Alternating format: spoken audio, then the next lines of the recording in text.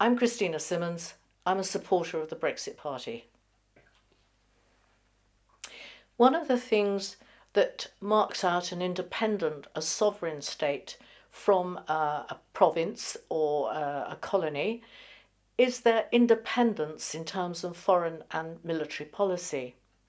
I want to read a couple of bits, one from the European Union itself and the other one from a barrister who was writing about the withdrawal agreement and its implications.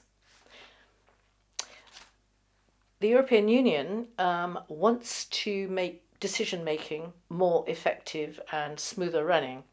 And so in order to do that, it's come up with qualified majority voting. So there are many subjects on which unanimity is no longer required. But there's a provision in the Lisbon Treaty to extend those areas where unanimity isn't required. And one of them is to do with our foreign and military policies.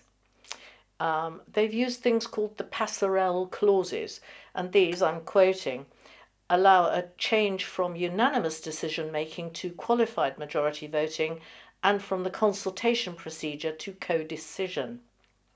It's a bit of a mouthful, but what it means is that we can be overruled at any time in Europe on matters of foreign or military policy.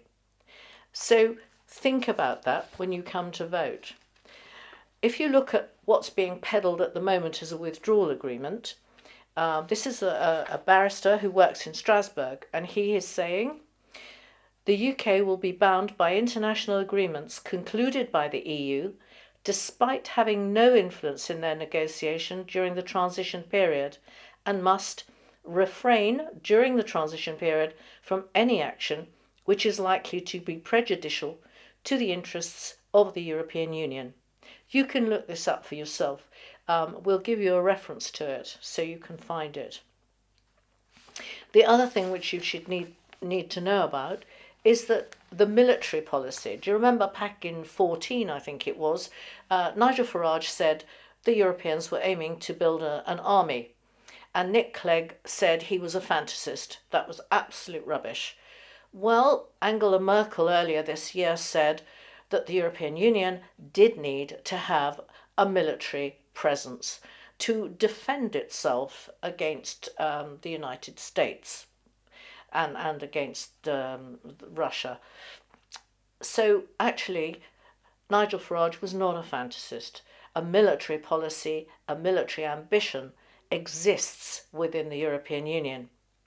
And bear in mind that within the European Union, it's not uncommon for people to do national service. It is, after all, one way of keeping down the unemployment rates of young people. And so in Greece and in Holland, they have national service. Do we want to return that to us? Because the European Union likes everybody to be doing the same thing. Not necessarily always at the same time, because it takes time for things to change. But it's a possibility on the horizon. I think we need to vote to be out of the European Union, and we need a clean break Brexit, not this cobbled together dog's dinner of a withdrawal agreement, which actually gives us back our sovereignty over matters of foreign and military policy. If it's your son, daughter, grandchild, think about whose wars you want them to be fighting. I know what I think.